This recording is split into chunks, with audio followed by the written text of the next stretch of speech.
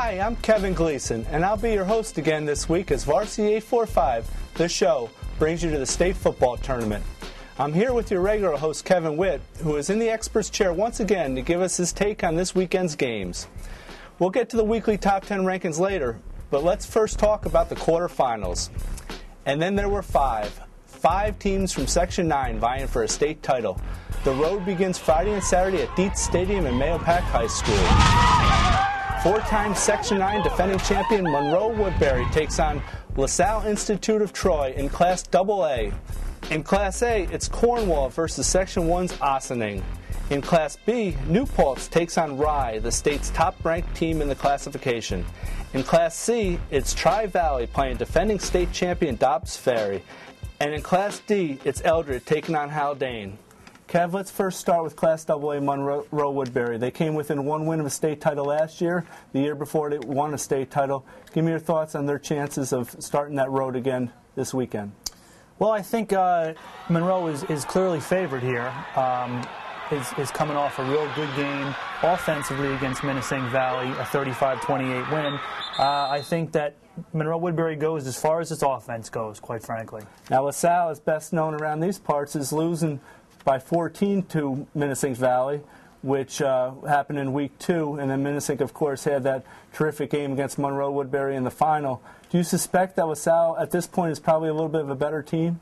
Yeah, I actually spoke with its coach, Al Rapp, this morning, and he was telling me that he kind of felt that in that game, LaSalle gave Menacing 2 touchdowns. So you take that away, and then you're an even game. He was in the stands last week watching the Menacing-Monroe game. He feels like he can move the ball against Monroe, and as well he should, coming off of that game. But I think he's very concerned about the idea of getting in a shootout. Now, Class A, obviously, is Cornwall, which most local fans are familiar with. It's another team that got to the state final last year, lost, as did Monroe Woodbury. Cornwall playing an Ossining team that's lost once, and the team that they lost to, they came back and beat by 41. So I would think that that's a pretty hot Ossining team that Cornwall's facing. Well, one of the things about Ossining is that it came out of a very, very difficult Section 1. It's very strong, 5 strong, actually, top-level teams.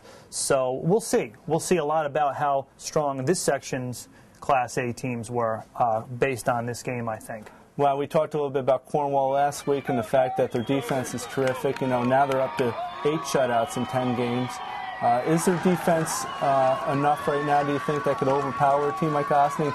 Or is Ossining so good and from such a good section that Ossining can maybe negate some of that strength of Cornwall's? I think what we're going to find out, we'll learn that in the first 2 or 3 minutes, basically. It comes down to speed. That's always been the big difference between Section 9 teams and Section 1 teams at this point in the season. Moving on to Class B, New Paltz is playing a Rye team that's the state's top-ranked team right now. And again, Rye's from Section 1, which is a perennial football power section.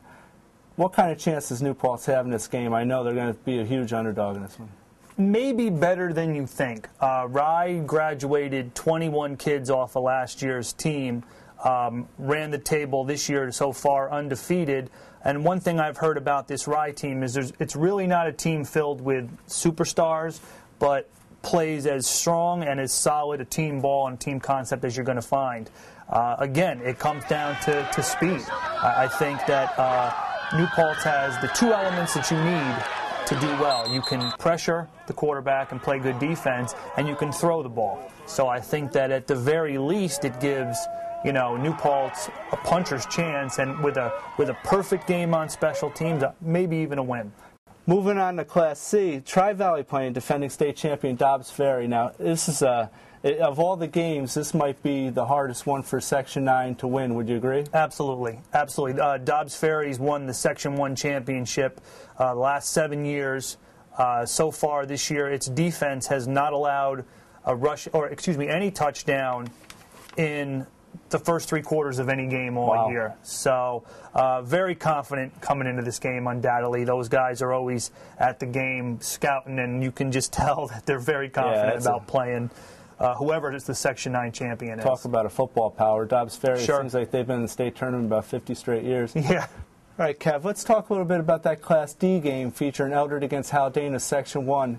Tell us the main storyline going on in that game. Well, actually, you have Eldred's going to be without quarterback Brian Henry, who broke his left hand in the Chester game last week in the Section 9 final. Stan Smith is going to get the start there. He hasn't played that much in that position, but Eldred doesn't throw the ball that much that it's really going to be an overwhelming factor.